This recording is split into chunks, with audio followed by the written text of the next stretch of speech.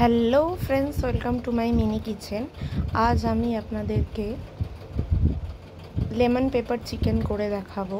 তো এটার জন্য খুব একটা মশলাপাতি কিছুই লাগে না। তো ফার্স্টেই যেটা লাগছে, আমাদের চিকেন লাগছে।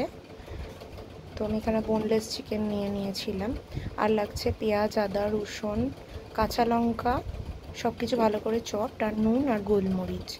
এগুলোই আমাদের লাগবে, মানে এই মশলা দিয়েই আমাদের হয়ে যাবে, আর কিছু লাগবে না।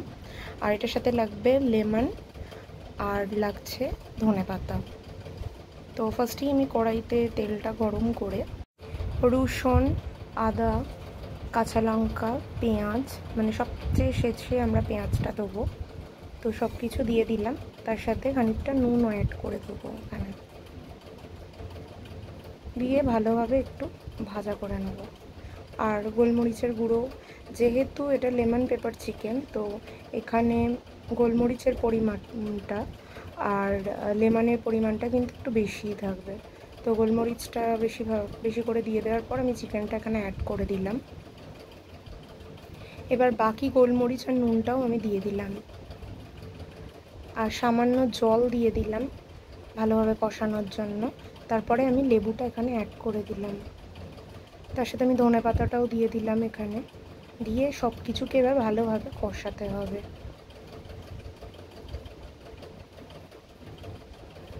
একটু হাতে টাইম নিয়ে বেশ খানিকক্ষণ ধরে কিন্তু কষাতে হবে।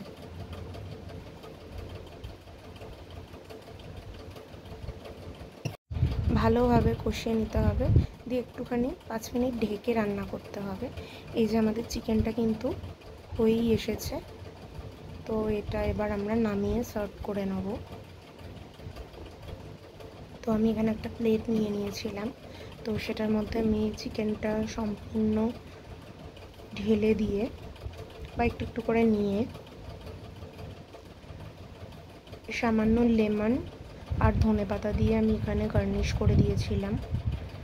ভাতের সাথে তো এটা খেতে ভালো লাগেই, তার সাথে পরোটা, রুটি, লুচি, যে কোনো কিছু দিয়েই কিন্তু এটা দারুণ টেস্টি একটা ডিশ। বাড়িতে অতি অবশ্যই এইভাবে একবার লেমন পেপার চিকেন করে দেখবেন, কমেন্ট করে জানাবেন কেমন লাগলো। Thanks for watching.